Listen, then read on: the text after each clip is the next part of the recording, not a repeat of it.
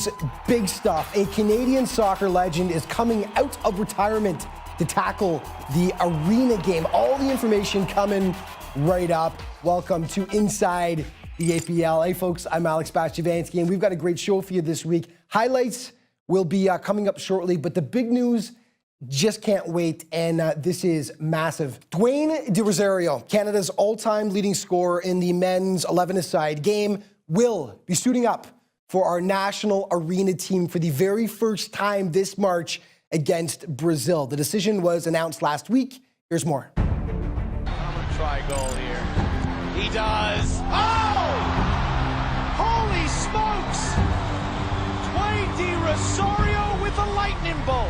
For 18 years as a professional, Dwayne De Rosario set the standard for Canadian men's soccer. He was the face of our nation on the pitch. In the process, he became the all-time leading scorer for Canada and the 6th leading scorer all-time in Major League Soccer. After retiring in 2015, it appeared as though his playing days had come to a close. Until now. As announced last week, D-Ro is back. De Rosario will lead our national men's arena team in a friendly against Brazil March 15th at the Hershey Center.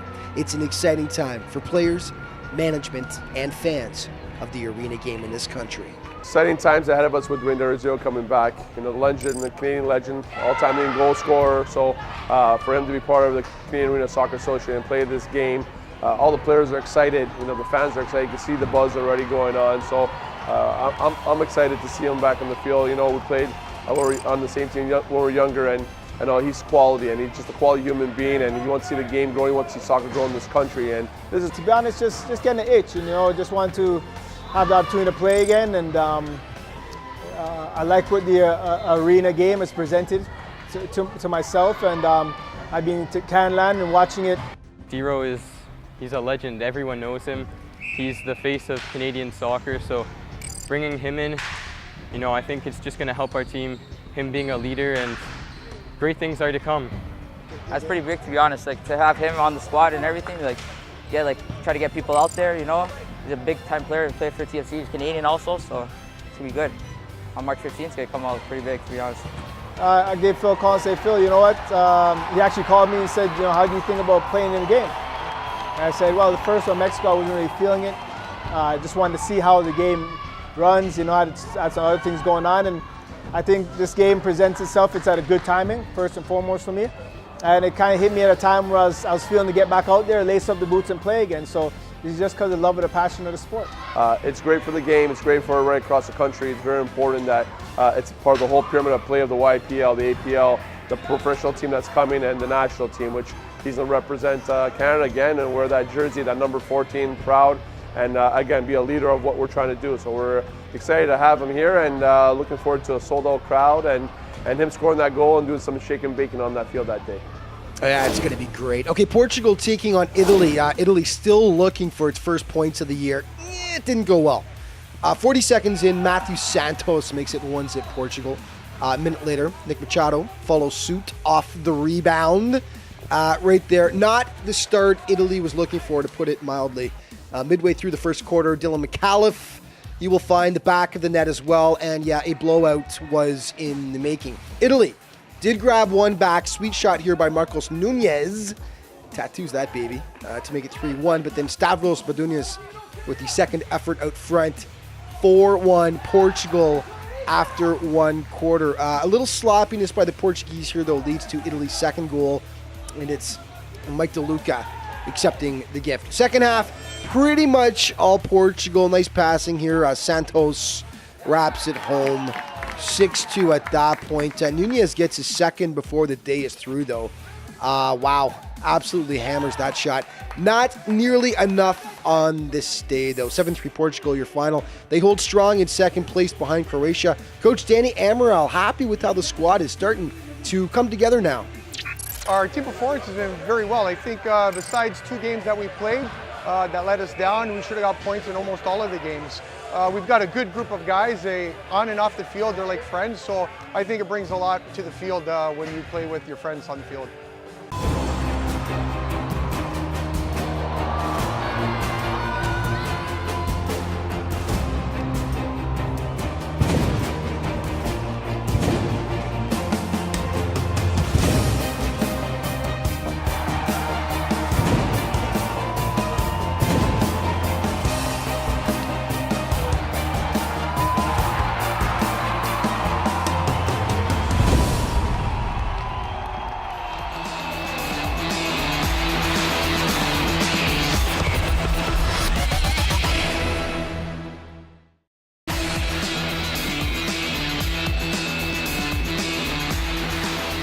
folks. Welcome back to Inside the APL. Well, 2 weeks ago, South America AC slayed the giant. Croatia had been wrecking shop in APL action through the first 7 weeks and had yet to surrender even a single point.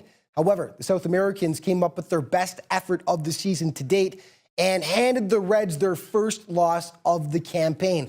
Any celebration was short-lived, however, as the Caribbean Stars brought them back down to earth in a hurry the next week. And this one caught a few people by surprise, no doubt, including the South Americans, all Caribbean.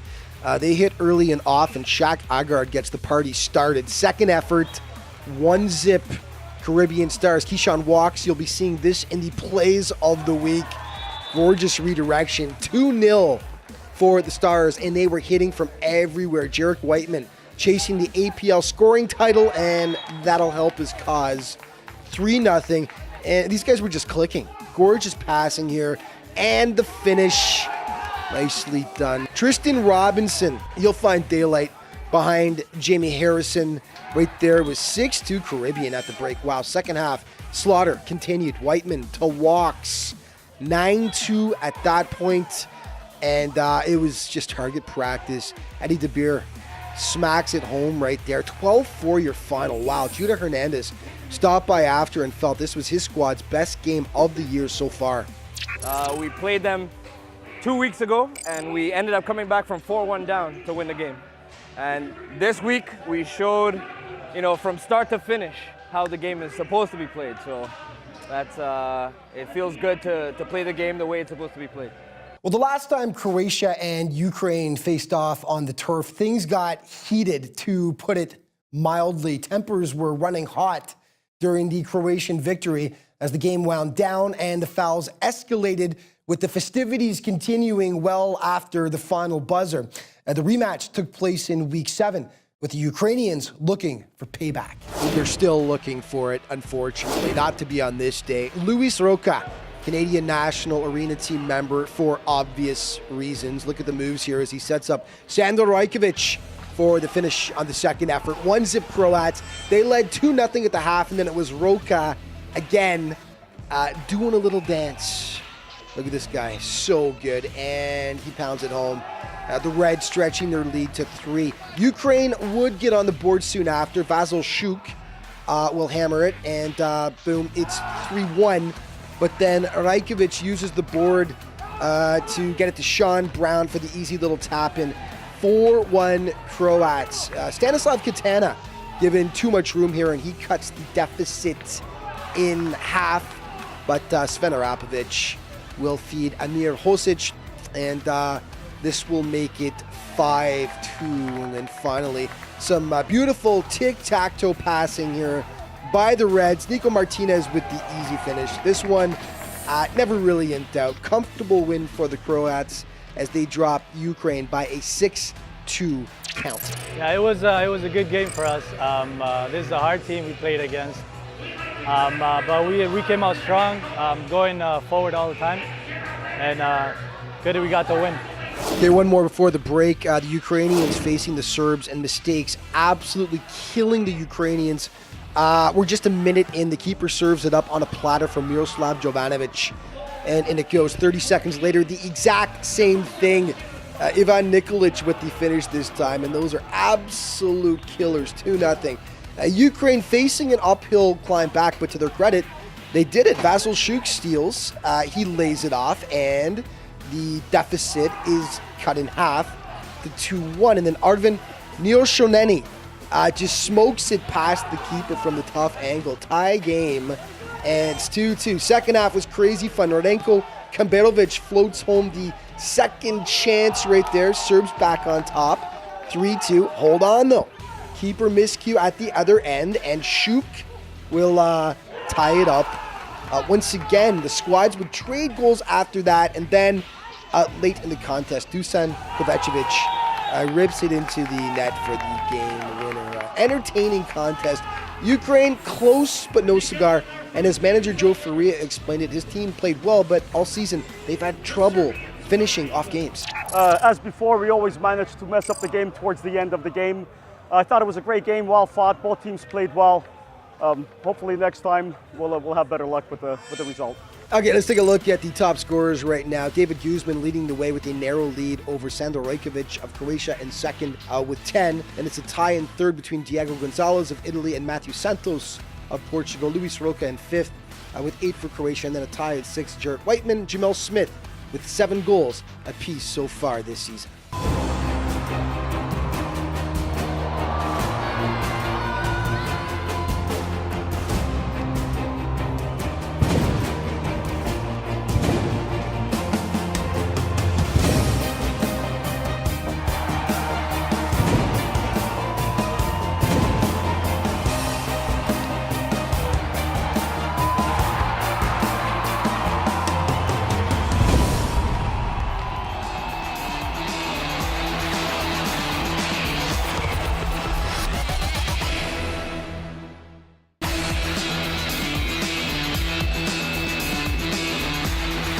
Hey folks, welcome back to Inside the APL, and it's our first Skype hit of the year, and each week we're going to feature our APL insider who's there at every single game, Vitaly Starov, joining me now. Vitaly, welcome to the show, buddy, our first segment of the year with the Skype.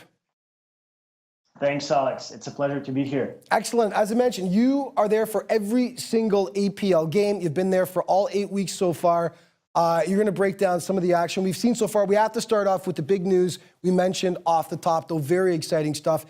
Canada's all-time men's leading scorer in the 11-a-side game, Dwayne De Rosario, joining the Canadian national arena team for their upcoming friendly against Brazil in March. Big stuff, obviously. How exciting is this for the Canadian national team? Absolutely, Alex. I think that's really exciting. And I'm not talking only about the level of the game that Dwayne is going to increase. He's also going to increase the level of the spirit in the locker room. We all know what a player Dwayne is. He's going to give it 100%. He tries, he goes hard, and just having a player like Dwayne on your team is automatically gets you better. Absolutely. Now, when I actually interviewed Dwayne last week and I asked him the question, a little bit rusty, and he said, a little bit rusty, yeah. And with the arena game especially, the ball is round, though. A game is a game, but no question he's going to need a little bit of seasoning before making his debut with the national arena team. Could we see Dwayne possibly take part, do you think, or is it just wishful thinking that we might see Dwayne take part in a couple of APL games as a tune-up? Well, you never know. This could be a possibility. Dwayne is the type of a guy that would like to get some experience, but the other question I have is who is he going to play for if he joins the APL, and how that team is going to get adjusted to having Dwayne on their squad, because you can't just have Dwayne De Rosario on your team and don't make any changes. Let's talk about what we've seen so far this year in the APL. As mentioned, through 8 weeks of play so far, just your impressions of what you've seen so far from the Arena Premier League thus far this year. APL is an amazing project, and it was first kind of weird to me to see those guys transition from the outdoor soccer to the arena game, but they get better every week, and the level of play gets better and better with each week, and it's really competitive. It's been competitive since week 1. We saw some really good battles between Croatians, Serbians, Ukrainians, Italians. It's really exciting, and I think that all the players treated like it's a professional league. And Absolutely, that's why it's really cool. Absolutely, and leading the pack so far, Croatia has been phenomenal. Just a single loss on the season up to this point. Sandor Rajkovic, second overall in APL scoring. National team members Sean Brown and Luis Roca, along with the veteran defender Sven Arapovic. The Croats really have been the class of the league so far, haven't they? One thing about Croatia, they have always been around the soccer in Toronto. We've known that team for a while, and it's not only about the Rajkovic.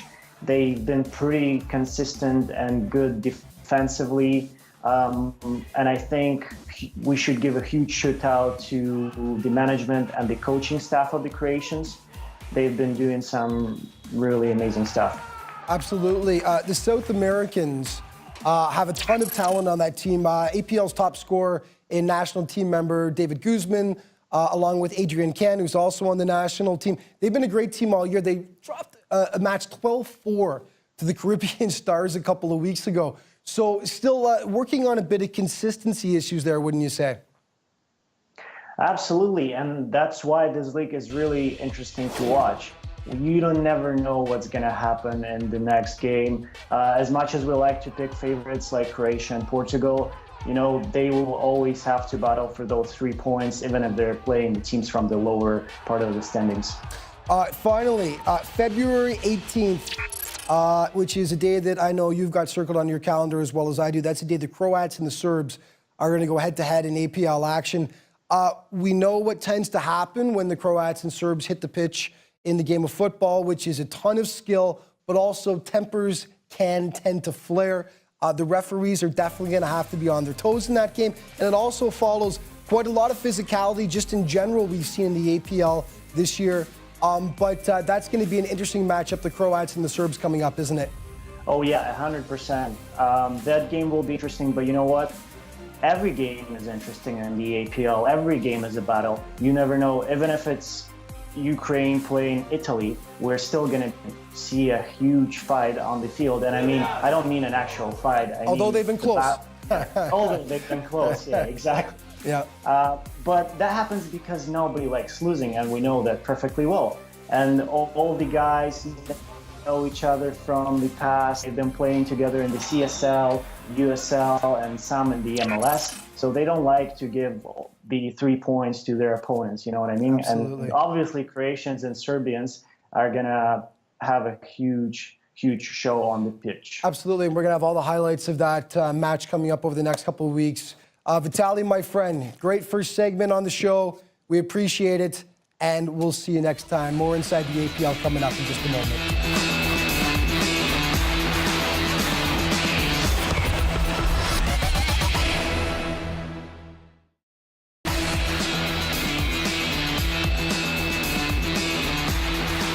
Hey folks, welcome back to Inside the APL. Well, after 7 weeks of play, Italy AC still remarkably had yet to garner a single point in the standings. Now, with so much talent on the roster, the question was why? Well, the pattern has been repeating itself. They fall behind big early on, then storm back, but just can't seem to make up the difference. They've deserved better, and they were trying to finally notch some points against South America last weekend. The Italians came so close in this game, although they did get behind early as per usual. Alvaro Yax feeds Michael Thornton, and the national team member had a huge game. He makes it 1-0 South America. All Italy, though, from that point until halftime. Marcos Nunez to Diego Gonzalez. Even Steven at one apiece, and then Yusuf threads it to Mike DeLuca to give the Blues their first lead of the game, and they kept it coming. Nick Mieldrag to Gonzalez, and it's 3-1, Italy AC. Second half, though, Evan James with an arena soccer clinic here as he goes boards, back, and then goal. And yeah, the deficit is cut to 1. Jamel Smith had a big game for South America. Nice shot here, but that probably should have been stopped. Too far out, just saying. And then James with a bit of trickery that fools keeper Colin Susi. Even Steven 3-3. They were relentless. Susi can only do so much here. 2 saves before Smith knocks it past him. 4-3 South America. They actually stretched it to 7-3 before the Blues woke up. Own goal here by Camilo Cano. That cuts it to 7-4. And then DeLuca plays give and go and happily finishes the return pass. 7-5, then the giveaway, and Mieldrag will deposit. And Forza Italia. Just a 1-goal game, but with the extra attacker out late, once again, they just can't close the gap as Michael Thornton will complete the hat trick and give South America the 2-goal cushion. That's how it finishes up. Good effort by the Italians, who once again come up just a touch short. The game was back and forth the whole time. Near the end, we started to get a bit of a lead, but they started catching up. So, the whole time it was just intense, 100%. Everyone tried their best, and it was a really intense game. I was still breathing heavy. Okay, the most highly anticipated matchup of Week 8 was first place Croatia against second place Portugal. There was a lot of build-up to this game. Even new National Arena team member D-Row himself was out to check out the clash of the Titans, and this was an arena rarity. Defensive stalemate. Sean Brown gets denied by Portugal keeper Edson Lopez. First goal wasn't until late in the first half. Croatia free kick. Matthew Rios to Gregor Zogeli. And finally, the ice is broken. 1-0 Croat. Second half, Sven Arapovic gets some air conditioning added to his kit right there. Courtesy Brandis Samoas, and there's the evidence. Sven, unfazed though. Lopez doing his part to keep his boys in the game, getting down and dirty to deny Arapovic soon after with a nice save. Once again, though, Luis Roca shows why he's among the APL scoring leaders. Superior skills. The Reds were pumped as they add some cushion. It's 2-0. The final bit of insurance as Roca here will put it in from a bit of an odd angle. Lopez can't catch up to it. 3-0 Croatia. They remain the APL's top dogs, taking down second place Portugal AC. Went pretty good, to be honest. We played as a unit towards the end. We played defensively, came out with the result. So it's good. Okay, just a reminder before we go, head to aplsoccer.ca to keep up to date with everything. They've done actually a great job with this website. All your stats, standings, stories, game recaps, and of course, your team of the week. And here it is for last week. Faris Defendic, Alexander Novikov, Gregory Zogeli, Dusan Kovacevic, Michael Thornton, and Jamel Smith. All top performers. Congratulations, guys. That's your APL Team of the Week. Standings. And Croatia continues to hold strong. Now an 8-point bulge over second place Portugal, who's got 16 points. Serbia, Caribbean Stars, and the South Americans in a tie for third, 12 points each. The Ukrainians with 4 points, and right now in seventh, Italy still yet to garner their first point of the season. This week's top 5 plays, Italy putting on a passing clinic against South America. Tic-tac-toe, Mike DeLuca to finish in close. Number 4, more sweet passing here by the Caribbean boys this time, part of a huge 12-4 win over South America. Number 3, same game, Russian walks. Oh, baby. What a redirection for the pretty score there. Number 2, Luis Roca, you own the top 2, buddy. First against Portugal, slicing and dicing, then going top shelf. And number 1, either of these two were worthy. Roca again against Ukraine in another Croatia win. This guy's got the moves like Jagger. Gorgeous stuff. He puts it home. And yeah, that is our APL play of the week. And we're all out of time for this week. Just a reminder, though, there's so much exciting arena soccer stuff coming up in Canada, including, as we've mentioned, the debut of Dwayne De Rosario on our men's national team against Brazil in March. Now, to find out about everything to do with arena soccer in this country, head to casasoccer.ca. Thank you so much for watching, folks. We'll see you next week.